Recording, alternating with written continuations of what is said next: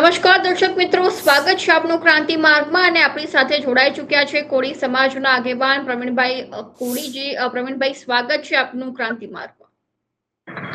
આપણા પણ દર્શકોનું સૌનું સ્વાગત કરું છું. જી પ્રવીણભાઈ, હાલમાં જે રીતે વાત કરવામાં આવે તો કોળી સમાજ ખૂબ જ ચર્ચામાં જોવા મળી રહ્યું છે. જે રીતે ખાસ વાત કરવામાં આવે અખિલ ભારતીય કોળી સમાજનું જે સંગઠન છે તેની ચર્ચાઓ જોવા મળી રહી છે, વિવાદોથી ઘેરાયેલું છે. શું છે સમગ્ર મુદ્દો, પહેલા તો એ જાણવું છે. મુદ્દો એમાં એમ છે કે આ સંગઠન 50 વર્ષ થી વધારે જૂનું છે, જેમાં રાષ્ટ્રપતિ પણ આમના રહી ચુક્યા છે. એટલે બહુ જૂનું સંગઠન છે. પણ છેલ્લા 5 વર્ષથી આ સંગઠન વિવાદની અંદર આવી ગયું છે. જે મુખ્ય આગેવાનોને લઈ, એક બાજુ કુંવરજીભાઈ બાવળિયા હોય, બીજી બાજુથી હમણાં જ મેં ટિપ્પણી જોઈ અજીતભાઈ પટેલ, આપણા સુરત વાળા, એ પણ પેલા અધ્યક્ષ હતા. હાલમાં સિમલાના માજી સાંસદ છે આપણા પક્ષજી, ઈ છે. એ બાજુથી ઈ દાવો કરે છે, આ બાજુથી કુંવરજીભાઈ જે છે આપણા, એ પણ દાવો કરે છે કે અમે પણ પ્રમુખ છીએ. બંને તરફથી દાવા છે, બંને બાજુથી નિમણૂકો પણ ધીરે ધીરે દેવાઈ રહી છે. એના કારણે સમાજને નુકસાન કંઈક ને કંઈક જઈ રહ્યું છે, એવું મારું માનવું છે. ખરેખર તો આ સમાજને લઈને સંગઠન હોય, પણ કંઈક ને કંઈક અમે સમાજ આને કંઈક બીજી નજરે જોવા માંડ્યો છે. કેમ કે ખાલી નકરી પોલિટિક્સ સંગઠનની અંદર સામેલ થઈ ગયો હોય એવું લાગે છે, અને રાજકીય આખો અખેડો બની ગયો હોય. એ બાબતનું અખિલ ભારતીય સંગઠન હવે એ દિશામાં આગળ જઈ રહ્યું છે એવું સમાજને લાગે છે. જી પ્રવીણભાઈ, મારો બીજો પ્રશ્ન એ છે કે વર્ષ 2027માં વિધાનસભા ચૂંટણી આવી રહી છે, તેની પહેલા પંચાયતની ચૂંટણી આવી રહી છે. એટલે જ્યારે ચૂંટણી આવે છે ત્યારે નેતાઓને એ સંગઠન, એ સમાજ યાદ આવતો હોય છે. અને જ્યારે ચૂંટણી પતી જાય છે ત્યારે કોળી સમાજ શું કરી રહ્યો છે એ ક્યાંક નેતાઓને નથી ખબર હોતી. એ પરિસ્થિતિ હાલમાં સર્જાઈ રહી છે. ક્યાંક ને ક્યાંક પોલિટિક ચોક્કસ લાભ લેવાના કારણોસર આવું બધું થતું હોય, અને કંઈક ને કંઈક ષડયંત્ર કઈ તરફેથી અને કોના ઈશારે થઈ રહ્યું છે, કોળીની અંદર વિભાજન પાડી અને કંઈક ને કંઈક રાજકીય લાભ લેવાની જે પાર્ટીઓ કોશિશ કરતી હોય, એનો સમાજના સંગઠન શિકાર થયું હોય એવું હાલની દ્રષ્ટિ આપણને લાગે છે. ખરેખર સમાજના સંગઠન સમાજ માટે હોય, પણ આ તો ખાલી ઓનલી ફોર પોલિટિક્સ રાજકીય અખેડો બની ગયો હોય. રોજ ને રોજ મીડિયાની અંદર મુખ્ય આગેવાનોના નિવેદન જોઈ અને સમાજ આજ પીડાય છે. વગા કરીને સમાજનો કઈક તાલ બંધાણો હતો, તો એ તાલને વીખવા માટેના પ્રયત્ન હાલ ચાલતા હોય એવું લાગી રહ્યું છે. જી પ્રવીણભાઈ, મારો બીજો પ્રશ્ન એ છે કે હાલમાં જે કુંવરજી બાવળિયાનો એક વિવાદ સામે આવ્યો છે, જેમાં અનેક પ્રહારો તેમના પર થઈ રહ્યા છે કે જ્યારે ચૂંટણી આવે છે ત્યારે કુંવરજી બાવળિયાને સમાજ યાદ આવે છે, સંગઠન યાદ આવે છે. શું છે વિવાદ? જો કે કુંવરજીભાઈ ઉપર આક્ષેપ કરવો એ યોગ્ય નથી. બધા સંગઠનની અંદર રાજકીય લાભ લેવા માટે અને કંઈક ને કંઈક ખાટવા માટે હું પ્રમુખ સામાજિક સંગઠનની અંદર કોઈ પણ પ્રમુખ રહે, સામાજિક હેતુ અને સામાજિક કંઈક કામ થવા પડે. પણ રાજકીયના લાભ મળતા હોય આ સંગઠનને, એના કારણે આ પોલિટિક વધારે બની રહ્યું છે. અને ધીરે ધીરે આ સંગઠન આખું રાજકીય બાજુ જઈ રહ્યું છે એવું હાલની તકે અમને લાગી રહ્યું છે, બંને બાજુથી. જી હાલમાં કેટલાક ભાગલા સંગઠનમાં પડ્યા હોય તે રીતના સમાચાર સામે આવી રહ્યા છે પ્રવીણભાઈ.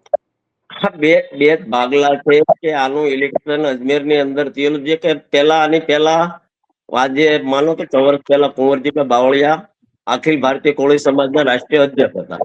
તે દરમિયાન કોરોના આવ્યો, એમનો કાળ પૂરો થઈ જતો, એમને એક્સટર્નલ ટાઈમ કઈક 6 મહિના વર્ષ દિવસ વધારવામાં આવ્યું.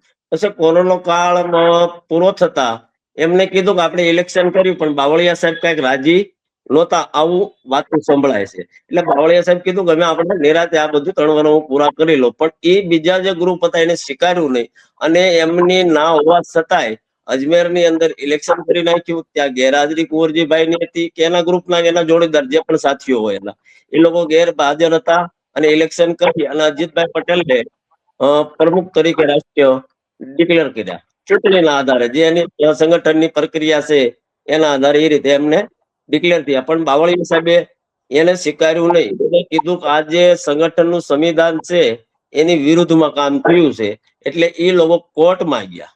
કોર્ટની અંદર એમના દાવો જે હાલની તકે પેન્ડિંગ પડ્યો છે, એમાં કોઈ રજીસ્ટર કોર્ટની અંદર નિર્ણય આવ્યો નથી.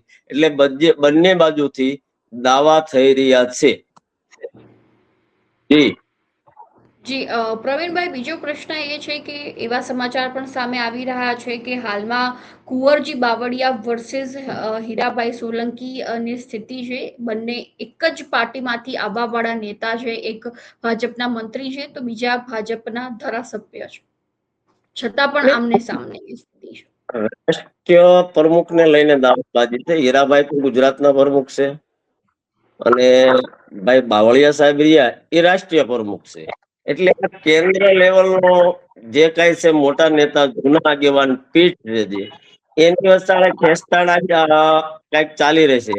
પણ હું એ ચોક્કસ કરીશ તમારું કે હીરાભાઈ આવ્યા પછી આ સંગઠન જાજી થઈ છે, સંગઠન હાઇલાઇટમાં આવ્યું હોય એના કારણે પણ કઈ બાદ થઈ શકે એવું હું માનું શકું છું.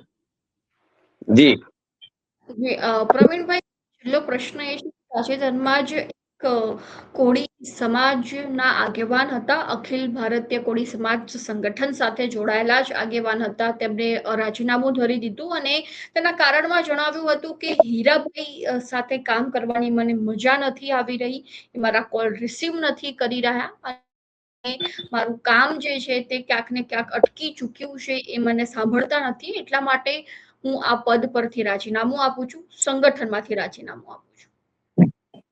અને એ યુવા ટીમની અંદર હતા એટલે એમને તો કનેક્ટ મારા હિસાબે હીરાભાઈ નો યુવા પ્રમુખ સાથે કામ કરતા હોય એ ટીમની હારે હોય, યુવા ટીમના જેમ પ્રમુખ હોય એમની સાથે તેમને વધારે ને વધારે કોન્ટેક્ટ હોય.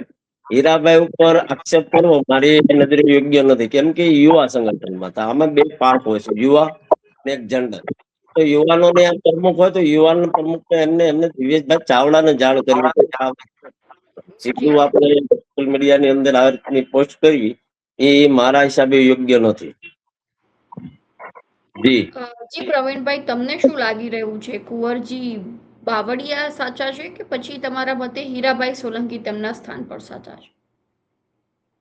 હવે આ તો હાલના છે, કોણ સાચું કોણ ખોટું એ તો અમે કોર્ટની અંદર નિર્ણય આવશે. પણ હું એ ચોક્કસ કહીશ કે અખિલ ભારતીય કોળી સમાજનું અમારું જૂનું સંગઠન છે એ અત્યારે રાજકીય અખેડો બની ગયું. સામાજિક સ્તરે ઓછું અને રાજકીય વધારે. રાજકીય લાભ ક્યાંથી કોને મળે એ અત્યારે વધારે દ્રષ્ટિથી જોઈ રહ્યા એવું મને લાગી રહ્યું છે. જી જી પ્રવીણભાઈ, ધન્યવાદ આપનું માહિતી આપવા બદલ.